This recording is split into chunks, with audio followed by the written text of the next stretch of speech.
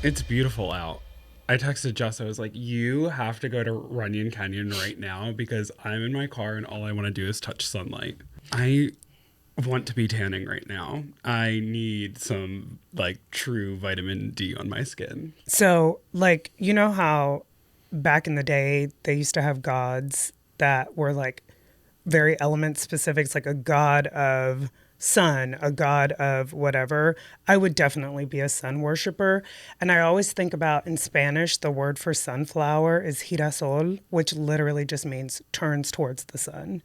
And I'm like, that would be me, even though I hate sunflowers. But I'm just like, when I go outside, I'm like, Yeah, the sun though for me is like just propels me towards water. I think I'm really actually I would be like a water worshiper because I want to be by the ocean or in a pool at all times, especially when it's sunny. I never want to be in a pool, but though I love the ocean. Like I could sit by the ocean all the time. Yeah. I love the sound of it. I've been waking up to the sounds of the coastal elite on my hatch. The like sound is something like Morning on the West Egg, which is a reference to The Great Gatsby. That's where one of them lives, like either Daisy's side or Tom's side, whatever.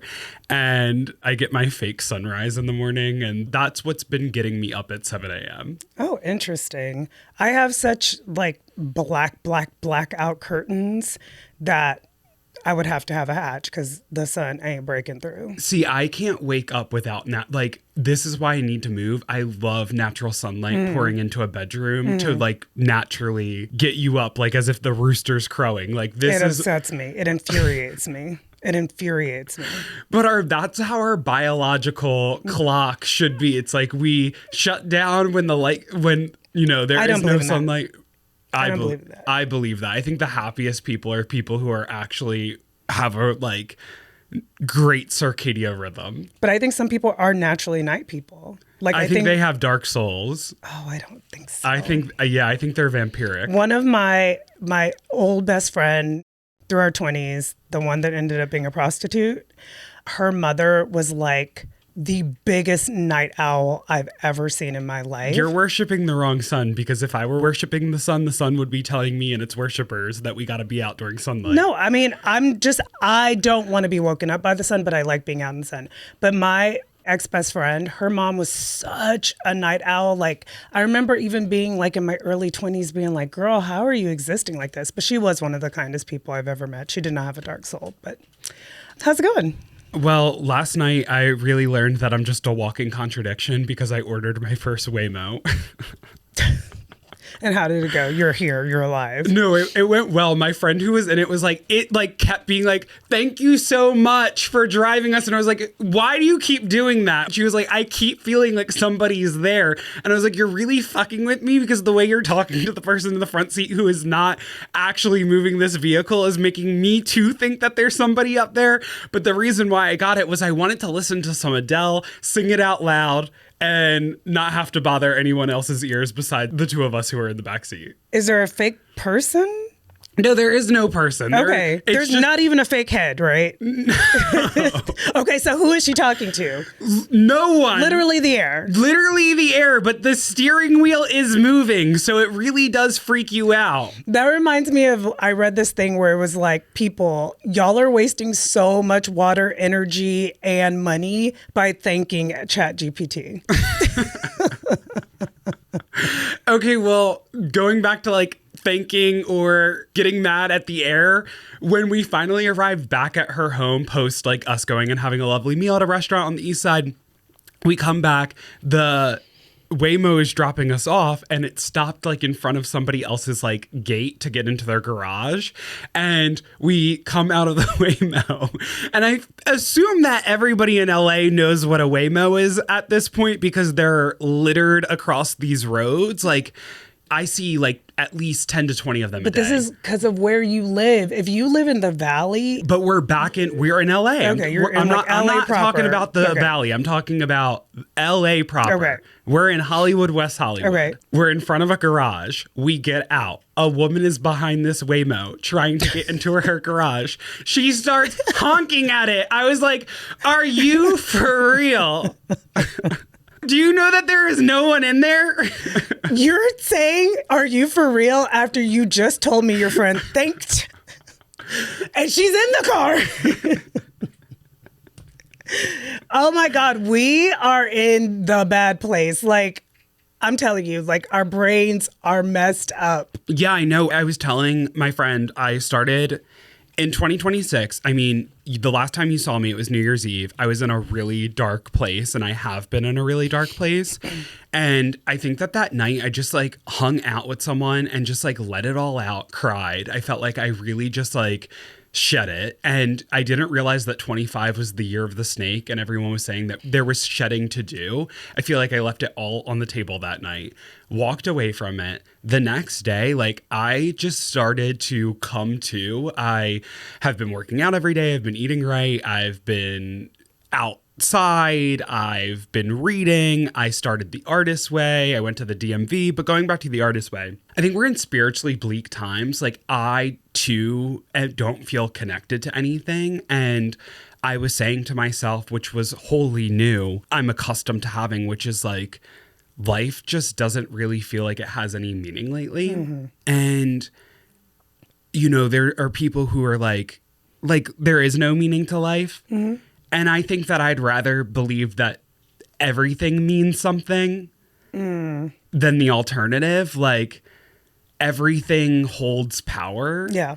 And I am trying to like tap into just being a little bit more spiritual and being tapped into my creativity and letting that flow. And I think the artist way, which is written by this woman named Julia Cameron, it's been revered by everyone from like Martin Scorsese to Peyton Dix, who's become an evangelist for it. But like, I really have even seen it in real time, I think, turn her life around. Like, prior to doing the artist way, Peyton, I don't think that she was doing stand-up as regularly or posting about it. And she comes from a family of comedians. And I don't know, I haven't talked about it with her, but I just like, from the peripheral of now having read it, I'm like, I really think it like allowed her to sit in her destiny and really realize or like work through what she was called to do. And now that I'm sitting there with my words every morning, because part of it is that like you're supposed to do 3 morning pages a day, and it's a 12-week program. And even in the first week, how she opens it up is she's talking to creatives and saying, you know, anyone can be creative. I truly believe that. And it's about using your superpower in a creative way, and meaning that like you know what it is that you're doing and how you're embodying it. And in order to do as much, you have to really be deeply connected to your creator and your purpose. And even if you're agnostic or atheist, I open you up to the experience of taking in the word God in the context of these next 12 weeks, because God can mean so many things. It's not this monolithic person that you might have been raised to believe they are or it is. It's the universe. It's your great creator. And I think that like for me, having been so far off from a spiritual path for so long because I just have so much religious trauma in my life, it's really nice to figure out how to rebrand spirituality for me in a way that allows me to be connected to my higher self, which my higher self is a creative self. So I think that like the reason these programs work for people and feel good to people is because it is kind of structured like religion.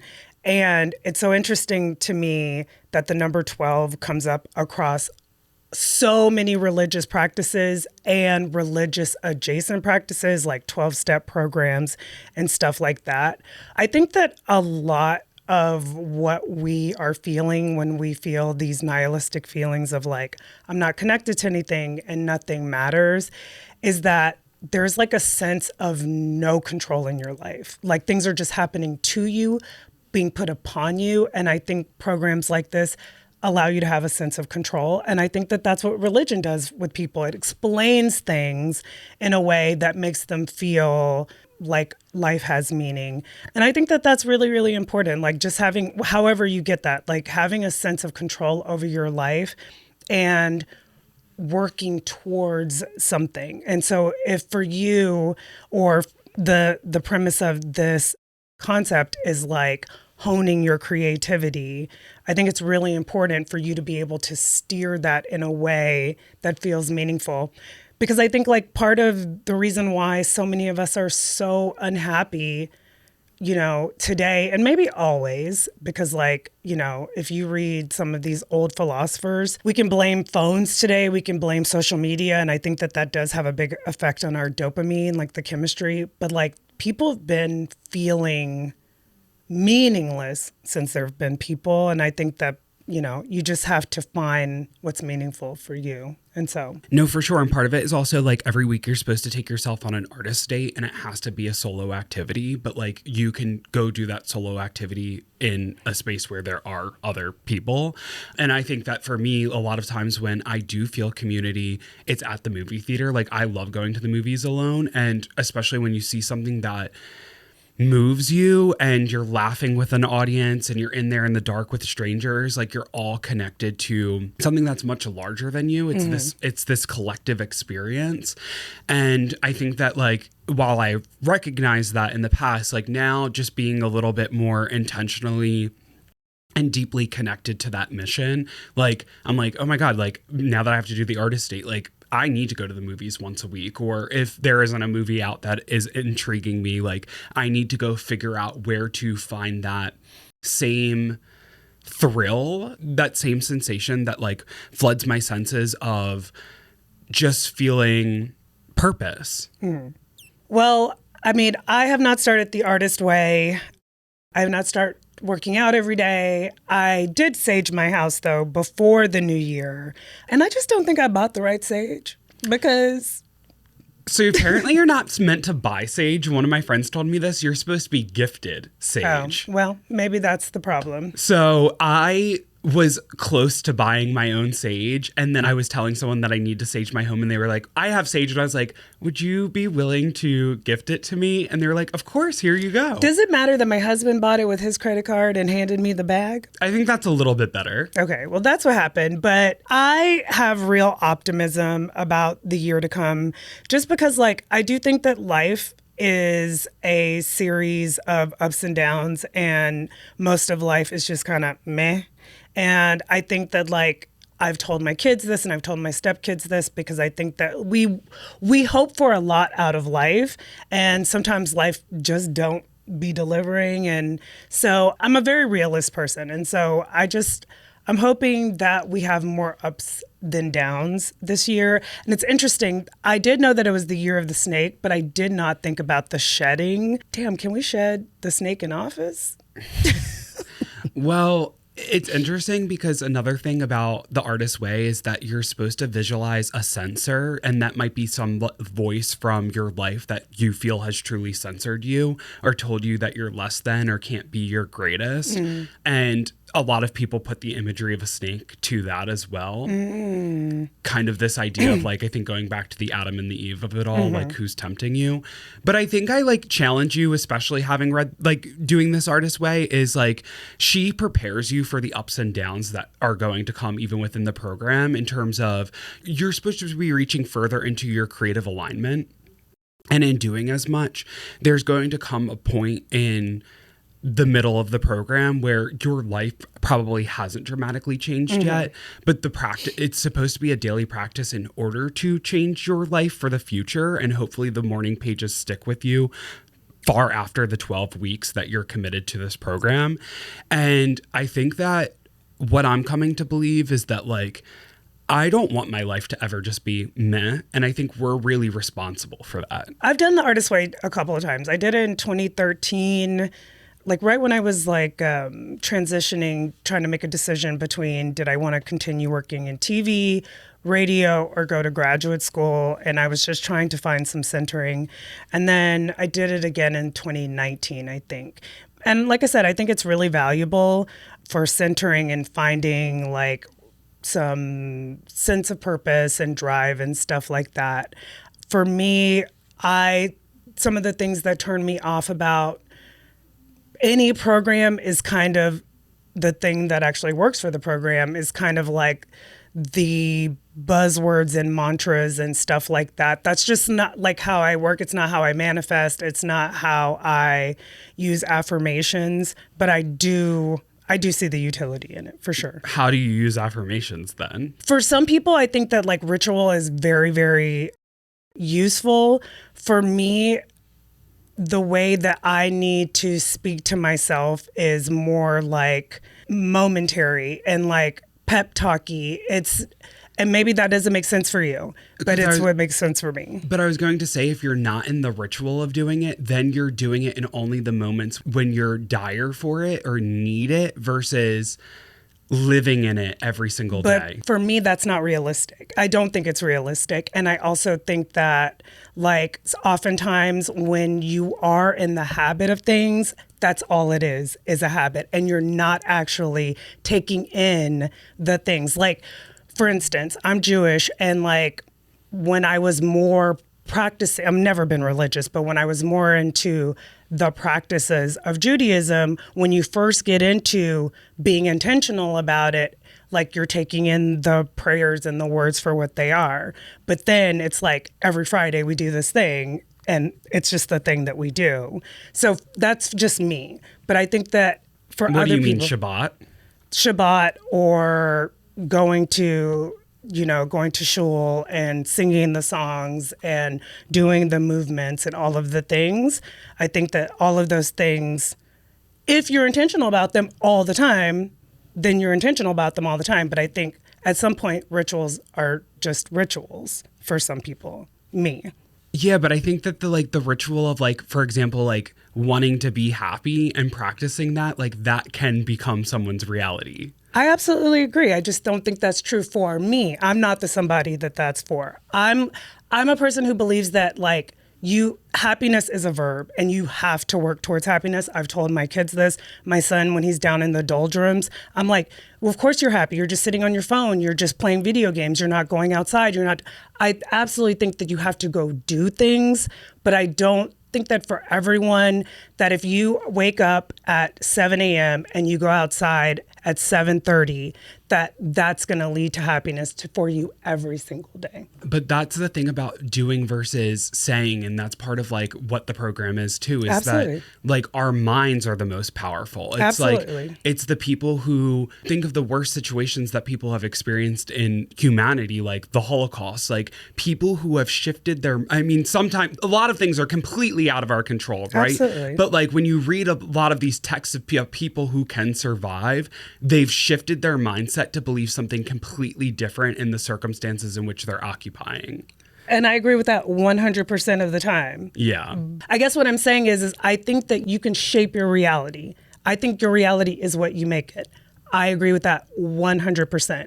I just don't think that your reality can be up here 100%. No. And I think that for some people, keeping a ritual to keep you here is helpful. I think for me, that is not the case. I make small decisions every day to try to make myself happy. It's just not the ones that are shaped in that program. That's all. I would like to just say, like, I think that, like, for me, I've realized that ritual is really important. And I think that is the foundation to intentionality, like being intentional. Like, I don't think that anything is intentional without ritual. And I think that this goes back to a book that I'm reading too, Babel by R.F. Kuang, which is about translation and like this idea of match words, like that's in play, because it's this story about this Cantonese boy who's taken from his home as a child from this like British nobleman, and basically the British Empire is using language in a way that like empowers their own system, and basically like he's the illegitimate son of this man. And he puts him into a program at Oxford called, the institution at Oxford is Babel, and it's for translators and people who are studying language. And in order to really know a language, they talk about that you have to dream in it, and otherwise that you don't really have a full grasp on it. But more than that, like with these match pairs, like if you have like a Chinese symbol, it's not supposed to be its exact meaning, but that like whatever its match pair is, and maybe like English or German or wherever it might have been derived from or where it's been like extrapolated. What do those two things mean when they come together?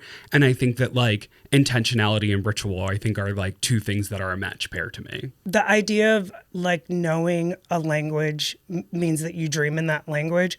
So going back to this idea of like dreaming in a language means that you're basically fluent in that language. I do a program called Dreaming Spanish. And the point of the program, going back to ritual, is that you're supposed to spend so many minutes every day, depending on what your goal is, doing this program. And being intentional, like part of how you learn anything is being, I guess, like inundated by it. So like if you go back, if you think about like how you learned language as a child, you weren't being intentional in learning language as a child. It's what surrounds you and you make these connections. And so, I mean, I don't even know where I was going with this, but Babbel also is like a language learning program. So that must come from something. I think you'd like it though, because it's all about words and like And etymology. oh my God. And I then love the idea that like British imperialism or just like globalization, like takes language and filters it in such a way where then like culture is being ripped from its original contributors, inhabitants, and then their language loses power as a result of that. It's really cool. Yeah. What is it called? I mean, who's it by? It's by this woman named Arif Kwong. She's only 29, has had multiple bestsellers, and is on her way to get her PhD at Yale, and has studied at like the top institutions in the world. I love that. And I believe that. I think that like one of the things that has really affected me in the last year is how the meaning of words have slipped. Like we say things that we don't mean, or we say things, or things have just lost their meaning. Like we, for instance, this is really frivolous, but, I think millennials and Gen Z have a habit of being like, oh my God, I'm obsessed.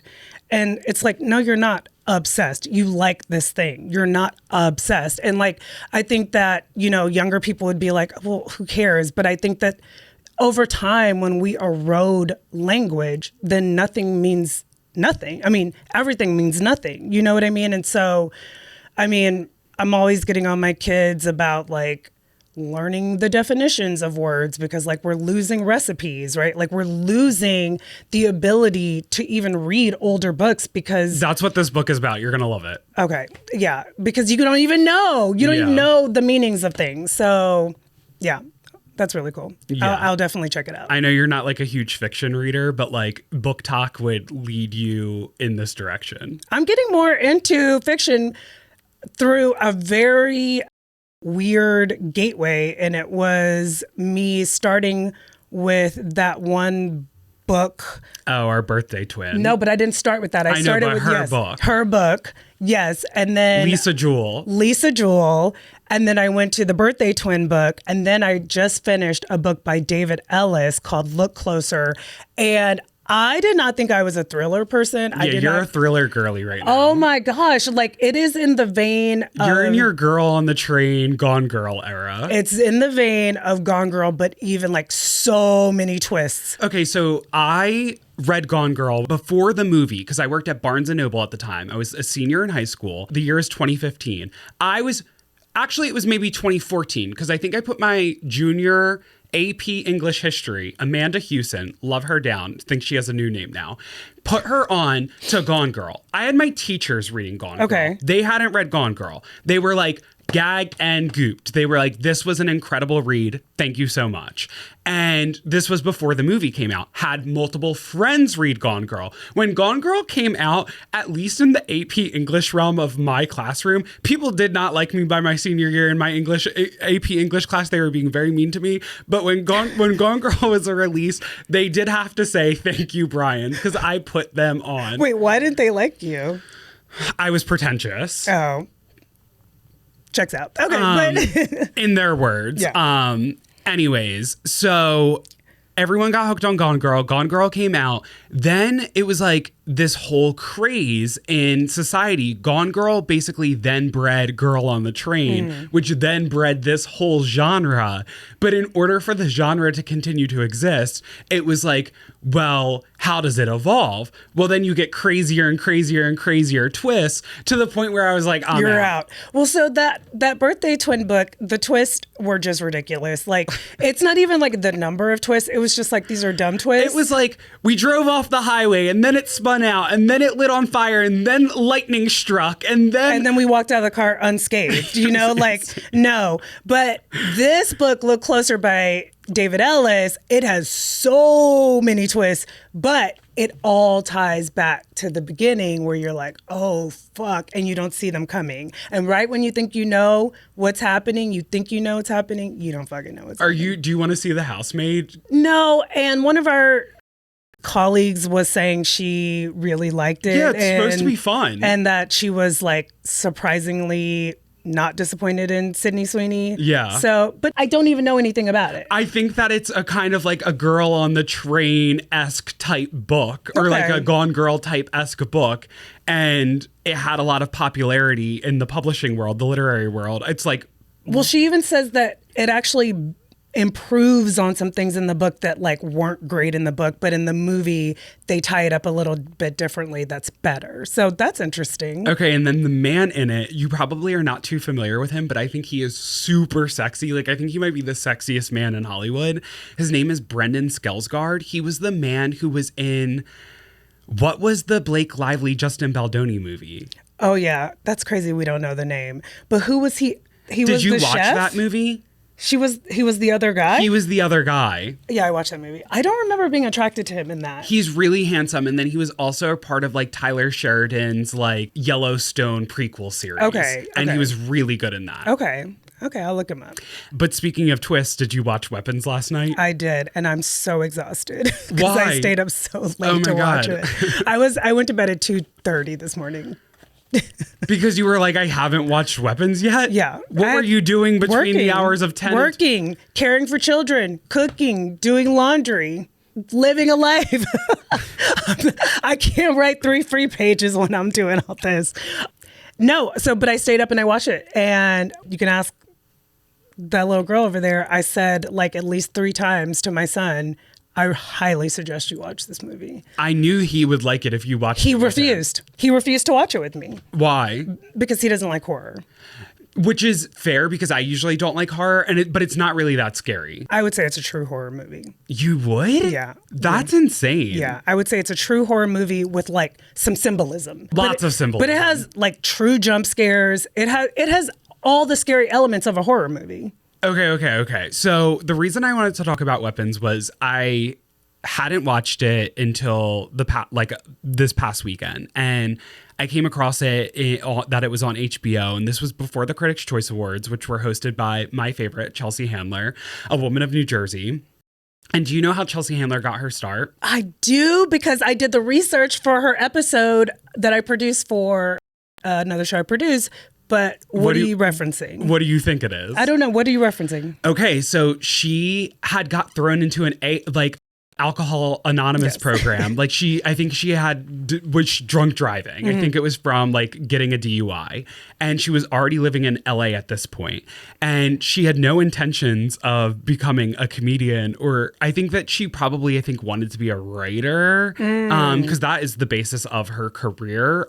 But anyways, or she was just completely lost. But she goes to the mandatory program meeting, and she starts telling her story, and everyone's cracking up, and they're like, you should be a comedian. And it was because of her DUI that she ended up becoming a comedian and turned her life around. Damn it. I should have gone to those Al-Anon meetings and entertained the folks at the Al-Anon. Do you know Al-Anon? So Al-Anon is when you are related to or married to or have a sibling who is a alcoholic, and it's like a support people for the family. Okay, that makes sense. Yeah, that's interesting. Yeah. So anyways, Critics' Choice Awards hosted by Chelsea Handler, and one of the supporting actresses from this film, Weapons, Amy Madigan, plays the iconic character of Aunt Gladys, and her imagery is very specific. She's become this online icon, Aunt Gladys. I can't believe that, honestly, I had to Google when this movie came out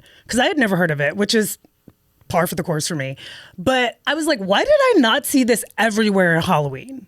Weapons? No, the character of Gladys. Gladys, Why yeah. did I not see this everywhere? Because the look, as you said, is so specific. It is so specific. Yeah, I don't know. I didn't see a lot of Aunt Gladys's either. Or maybe because we weren't plugged in.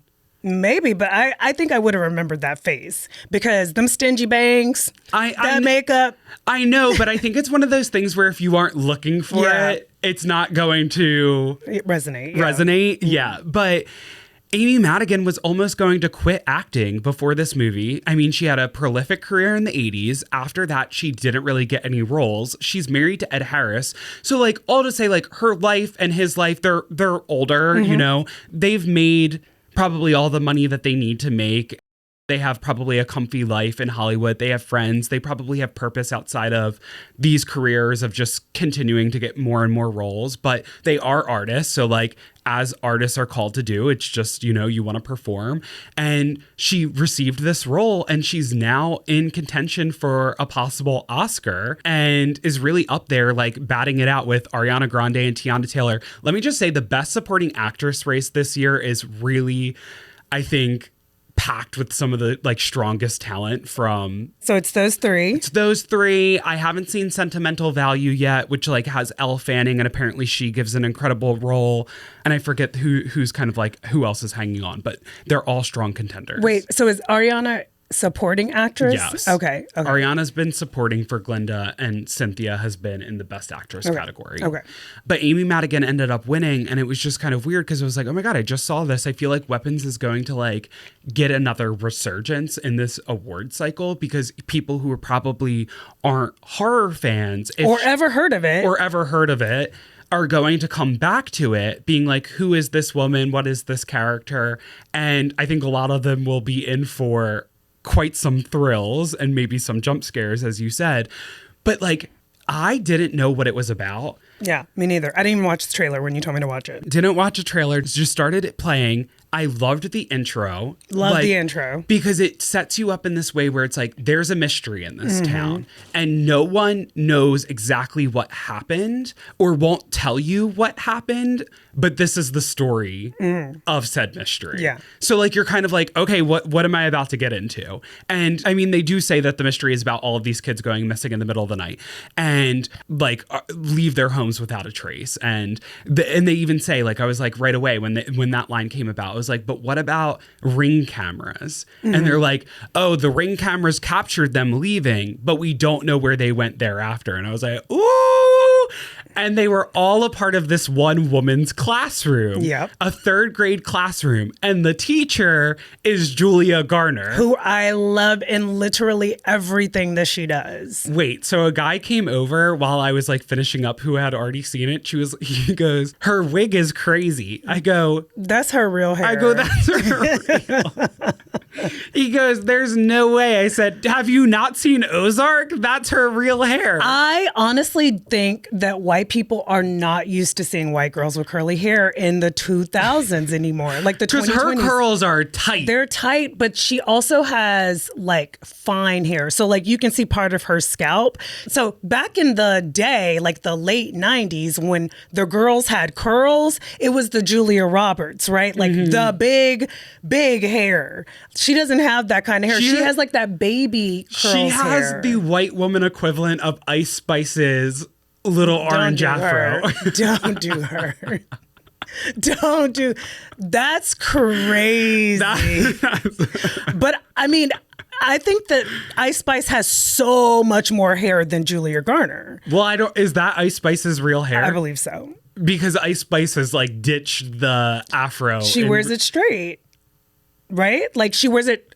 There's no way that's all her hair. It's like down to her fucking ankles. Why? I mean, it may not be her real hair, but it's definitely not her real hair. That's fine, but all I'm saying is that she wears her hair straight now. But an afro, when you straighten it out, is so much longer than you expect. Yeah, but I'm saying it's past her kneecaps. But I didn't say anything about the length. I just said she wears her hair straight now. I said that it was past her kneecaps, and you said that it was her real hair. I don't know if it's her real hair. I'm saying she wears her hair straight now. That's she all does I'm wear saying. her hair straight But now. that has nothing to do with whether or not her afro is real. That's what I'm saying. Ice Spice, we're fighting about your hair, so sound off in the comments. Let us know. Tell the white man whether your hair's real or not. I don't even know how we got here, but that Julia Garner's No, I wig. know. That's crazy that he called her hair a wig. But she is such an incredible actress. Such an incredible actress. I couldn't believe that I didn't know that she was in it, because I'll plug into pretty much anything that Why she is does. she not in more stuff? I mean, Ozark took a fair amount of her time. Yeah. And in that role, she garnered her Emmys, her Golden Globes, Yeah. her critics. I mean, she did it all with Ruth. She Yeah. did her big one with Ruth. She did. Ruth was the best character on TV all of those years. Yeah. Anyways, going back to the weapons of it all, once I realized that this benevolent teacher played by Julia Gardner was actually a raging alcoholic and was literally getting like the 7-Eleven like big gulps and pouring vodka into them, and all of this like the surrounding horror and jump scares, at least in this first chapter of the movie that's centered around her character, I'm like sitting there and I'm like, oh my God, she's possessed by the spirit of alcohol. Yeah. I actually wish they would have played that up more. Like, I feel like we got the one bar scene. We got a couple times going to the 7-Eleven to get her handles of vodka. And oh my God, Diane Raphael. That was the best scene in the movie. She deserved her own chapter. I would watch a spinoff of that character. She was so good. Like, I didn't even recognize her at first. I was like, she kind of looks like Diane Raphael, but like really different. She looked possessed when she came after her. Honestly, supporting actress to me is like, historically, Judi Dench in Shakespeare in Love won an Oscar for like, I think less than 2 minutes of screen time. That was Diane Raphael in this movie. Yeah, she was incredible. She was the scene stealer. Yeah. She stole a scene from Julia Gardner. That's really hard to do. Yeah, that was incredible. And that's not to say Julia Gardner wasn't doing her thing. No, she did amazing. But yeah. And so that symbology stood out for me as well, that especially like once you realize with the Diane Raphael of it all, when she says like, did you F him? Did you F him? And then she goes, you got him drunk and you F'd him. And it's like, oh, okay. Oh, boy has a problem. This is before she tells him to go, you should probably go to a meeting. And the missing children in this movie are basically symbolizing like negligent parents and alcoholism and generational trauma and all of these things. And that's why I really wanted to talk to you about this, because the alcoholism displayed in Julia Gardner specifically, like I said, she seems like this altruistic kind of well-to-do third grade teacher in this town. But really she's battling all of these demons outside of the precarious circumstances of her whole class going missing. And what's interesting is she's so concerned about one child in her classroom and his well-being, not knowing that his well-being is corrupted by possibly alcoholic parents when she herself is an alcoholic. And it really just kind of made me think of an old boss I had who would turn in the face of alcohol and do crazy shit. Yeah. Like call me in the middle of the night on the East Coast when I'm living in Los Angeles. I'm getting calls at 10, 11 p.m. my time. It's 3 hours later on the East Coast. She is in a position of power and everybody's looking to her during her 9 to 5 as if she's, a sensical, well-intentioned person. But I'm getting calls in the middle of the night drunk off her ass telling me that I need to kiss the fucking ring and get in line. And I would call Candace and be like, the next morning and be like, I got a call from our drunk boss telling me to kiss the ring. And you'd say, excuse me? I've also received those calls. And the thing is like, I don't think that being well-intentioned and being a drunk are separated. Like, I don't think they're mutually exclusive. And I think that was exemplified by this character because she is well-intentioned. She's just messed up. She's possessed by a spirit, right? And like, I don't think I necessarily got that his parents were alcoholics, the little boy. I felt like the spirit came into their home and through Gladys. Gladys. And his home became possessed through her.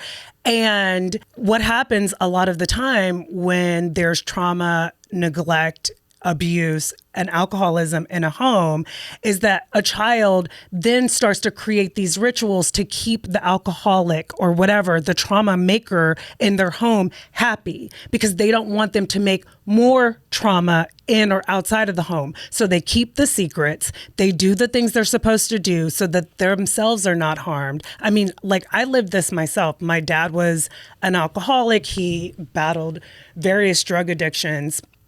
And like, I just remember kind of like the mantra of our home of being like, what happens in this home stays in this home. And like, that's so crazy. No, and the thing is, in my household, alcoholism wasn't a problem or addiction. I mean, we had our own types of crazy, but like, I think that belief of what stays, like what happens in this home stays in this home is oftentimes what is exacerbating this trauma. Yeah. But what's crazy is like both of us have called the cops on our dads. Like we were like, fuck that. Like, this is not staying in the home. I'm scared.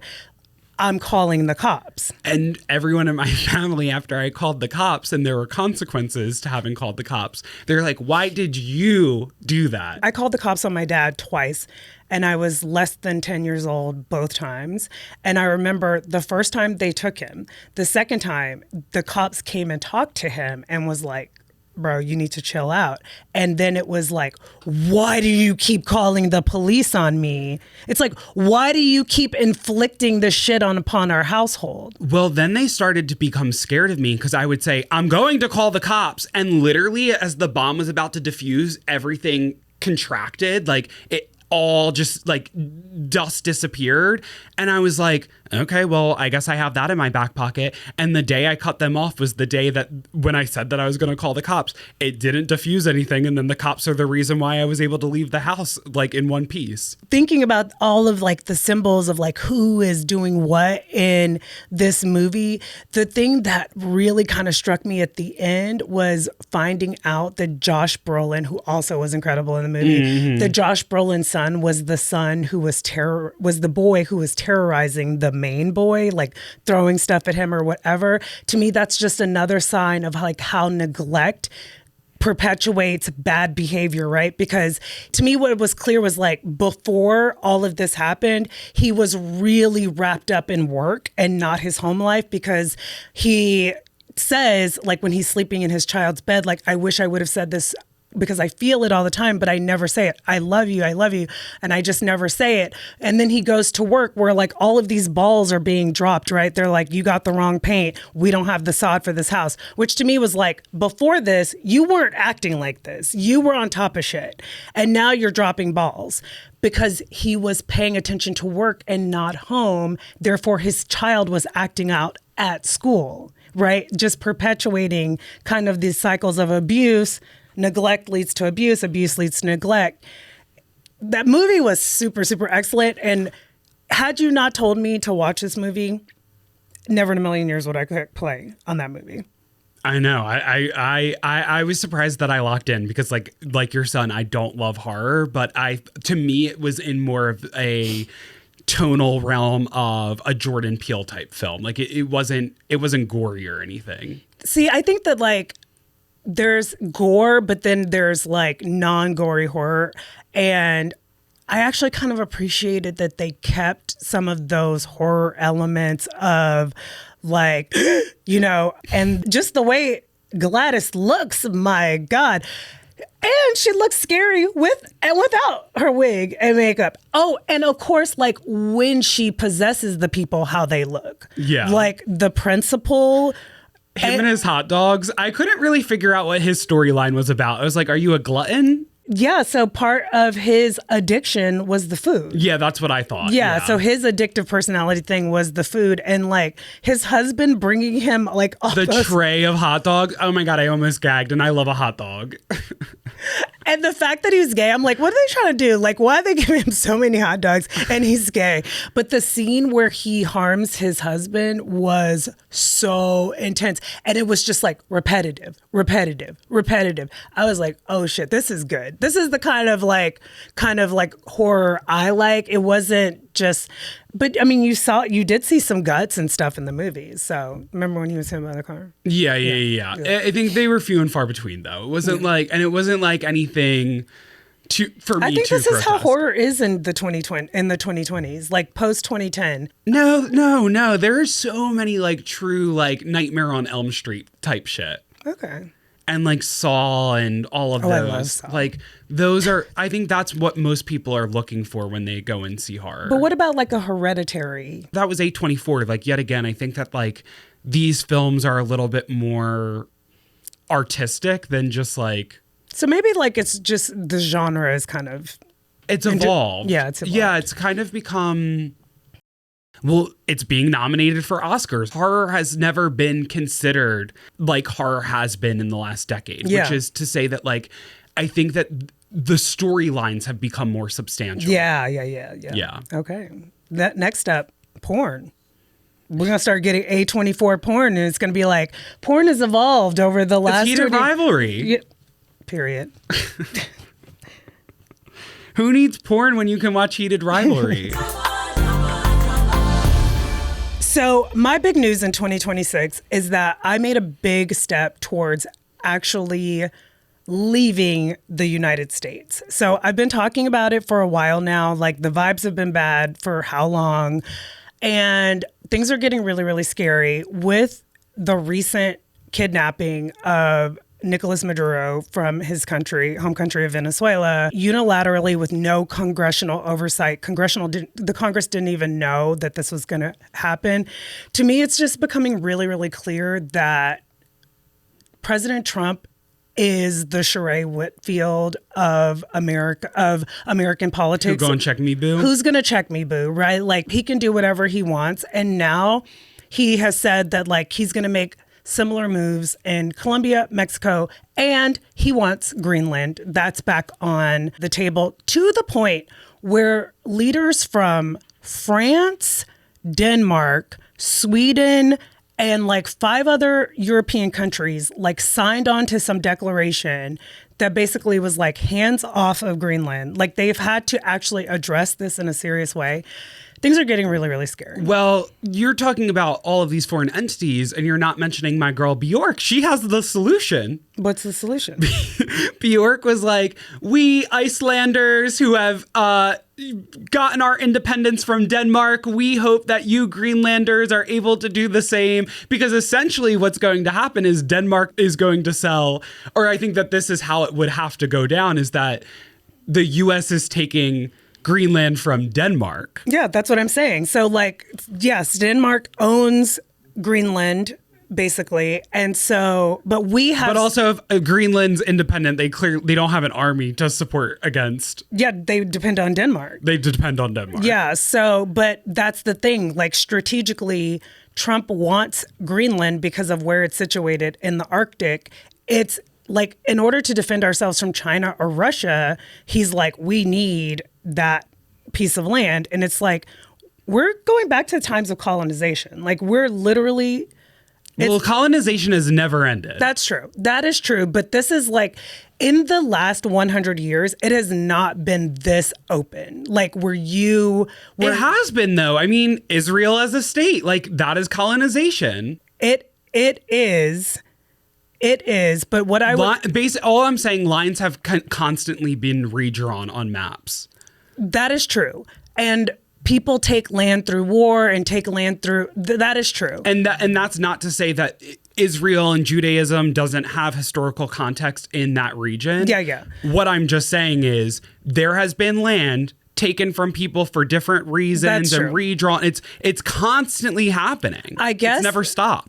I guess what the difference is, and like maybe this is like my privilege and maybe that word is not privilege, but my elitism speaking, in the last 100 years, we have not seen a superpower try to go after another like white, rich country. Like usually it's some superpower trying to go after some smaller territory or 2 smaller countries of equal kind of like financial footing fighting over territory. We have not seen a rich country like the United States try to go to attack a European country, like without there being a war that ensues. And that feels like what we're getting close to. And I think this is why it's so scary. So yesterday, as you know, like we've been looking at places where we could easily immigrate, and we have these criteria, like it has to be progressive, it has to be LGBTQ friendly, it has to be, have decent healthcare, decent education. I have, if I have to flee, I have children who are still school age. And so we've looked at various places and like we have to be able to afford it, and we have to be able to immigrate there. Like it can't be impossible to immigrate there. So I had an informational yesterday about immigrating to Uruguay. And yeah, like they have the company that I had the informational with, they have a scouting trip in February, and I'm highly considering going. How many people go on a scouting trip? So they have a max of 25 people for this trip. Okay, and then what are they doing? Taking you to like different regions within the country to like acclimate to the culture or see where you would see yourself? So it's very practical. Like they have it's 8 days, and they have days dedicated to various things, but like they have a day where you talk to people like a immigration lawyer, a tax lawyer, to talk about how your taxes would be affected, to talk about the realities of you working remotely, if that's your plan, or if you're trying to work in the country, like how realistic is this? And this company, they work in several countries, so it's different for every country. They have a day dedicated to literal real estate day, where you can go and look at like how much it costs to rent an apartment like this or buy a house like this. So you can get, you go to various neighborhoods. So usually these tours, depending on how big the country is, they'll hit up a few cities. In Uruguay, 50% of Uruguay lives in the capital, in Montevideo. So it's mostly concentrated in Montevideo and looking at the different neighborhoods of Montevideo. But yeah, I'm like heavily considering doing this scouting trip. Do we think Ellen DeGeneres and Portia did a scouting trip before moving to the English countryside? I think that these people with means have probably traveled to these places so many times that they're like, this is where we're settling on. So Ellen, Beyonce, and Jay-Z are both in like the same little same little region of the English countryside. Okay. They both have compounds there. Then you have Rosie O'Donnell, who fled to Ireland. Mm-hmm. George Clooney, I think, is in France. In France. They just got citizenship. And he already had the house in Italy in Lake Como. Yeah. To me, it's like the signal is clear. If the elites, if the people who can are doing, even the billionaires all have their compounds ready in New Zealand, or Mark Zuckerberg has one in Hawaii, because I know even though it's a part of the US, we all know that it shouldn't be because it's so far out there. Well, and Oprah owns how much land in Hawaii? I forgot about that, because what was happening in Hawaii where she wasn't allowing people to use her private roads? Yeah. Yeah. What was going on? I don't then? remember. Was it flooding? Regardless, it was like a crisis. Tsunami, right? Or fire. It was either fires or tsunami. Regardless, there was a crisis in Hawaii. Yeah. People needed to get out, and she has private roads that go on for miles and miles and miles, and people didn't have access to them. Yes. That is insane. That kind of wealth is so disgusting that people could literally lose their lives because you own land that has roads that people need to use.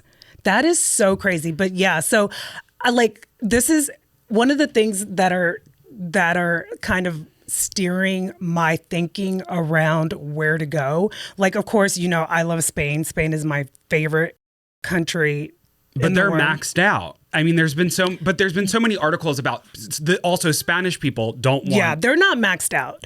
Literally, the from everywhere in the world of people who have moved to Spain when they had their golden visa, it was something like 11,000 people. Yeah, but Spaniards are like, their cost of living has risen because of this, and their livelihoods are now at stake because of all of these exports. Well, that's in contention because 11,000 households does not shift the economy. But I do think the government in a world where we are we're becoming if exclusive. wealth is bubbling up in those 11,000. But the thing is that those people are not even, these are like Dubai princes, Chinese millionaires and billionaires. Like, they're not even living in these places. They're using these as like tax shelters and like places to vacation and stuff like that. I mean, I've read a lot about it. The reality is it's not really immigrants that are affecting the housing costs. It's the same thing that's happening all over the world, where just inflation is out of control and like the cost of energy is out of control and wages are stagnant. And a lot of Spanish people work for the government because it's like, you know, just like here, it's like really dependable work, but it doesn't pay a lot. And so much of the Spanish population works for the government. But that's neither here nor there. Like, I would love to live in Spain. They got rid of their golden visa, or you can't get it through buying real estate anymore because of what we were just talking about. And so I'm like, okay, that's fine. Like, we were looking at Portugal. We have our reasons for maybe not wanting to move to Portugal. One of the reasons is like, we've had 2 world wars, okay? Who has been a part of both of those world wars? European countries, not South America, not China, not Africa, not, you know what I mean? Like, it's been European wars. So I'm like, maybe when shit pops up, I don't even want to be there, because where did all those people flee when things got hot? The U.S., South Africa, South America. And Uruguay is so far removed from the rest. It's like in the South, right? And so even if things are popping off in Venezuela, in Colombia, it's so far removed. And like, it's called the Switzerland of South America. Like, it has beautiful architecture. It's really affected by European culture, just like Argentina, because so many Europeans moved there during World War II, including Nazis. But it has more black people than Tucson, Arizona. So that's really interesting. Yeah, I mean, a lot of Italians went to Argentina. I think that outside of Italy, the largest contingent of Italians is not in the United States. It's in South America. Yeah, I watch a lot of Spanish language television and a lot of Argentinian shows. If you look at the last names, there are a lot of Italian last names and a lot of German last names. I will say that the creature comforts in the United States, like I'd be hard pressed to leave them behind. Like, just something like a Sweetgreen doesn't exist abroad. That is so crazy. Healthy food, like healthy casual food, is so hard to find. I mean, outside of even just LA. Oh, I think that it's easier to find abroad than it is in other states in the United States. That's driving across this country twice in 60 days in the last year. I will tell you, most people are living in a area that doesn't have a vegetable. Yeah, they don't see a vegetable. They're eating like children. It's crazy. Yeah. Like, you knew my healthiest stops off of a highway were always Chick-fil-A or Panda Express, which were few and far between because both have veggies on their menu. Most places in this country literally are just living off of like McDonald's like territory. Yeah, for sure. But like, food is a big thing for me too, and they do a lot of farming in that region of the world. Argentina and Uruguay, they have, vegetables aplenty, but my God, they're so meat heavy. Like, their biggest export is like beef. And you look at like, what are the regional foods? It's like so much meat, which, listen, beggars can't be choosers. If I'm truly fleeing a dangerous situation, that's going to be the last of the things that are on my list. You think about Jews fleeing Nazi Germany. They're not like, well, I can't get my German version of Sweetgreen. Like, you know what I mean? So, or it's next day delivery from Amazon.